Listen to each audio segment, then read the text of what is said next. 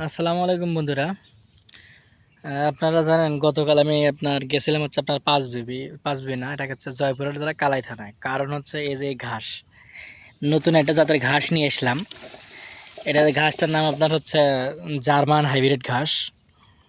এটা হচ্ছে পানিতে হয়, আপনার এক বুক পানিও যদি হয়, মানে এক মানুষ পানি হলো সেই জমিতে এই ঘাস হবে।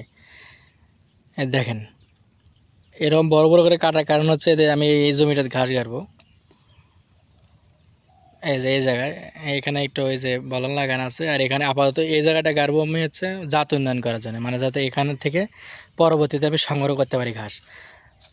এইটুকু ঘাস আমি নিয়ে আসলাম আপনার হচ্ছে 100 টাকা। এখানে মনে হয় 1 শতকও গাড়া যাবে না। তো কীভাবে গাড়ি আপনারা দেখাবো ইনশাল্লাহ। তো বন্ধুরা দেখেন আমি এইভাবে লাগাইলাম। এই যে পানির ভেতরে 1 হাঁটু পানি আমার, কতটুকু পানি দেখছেন।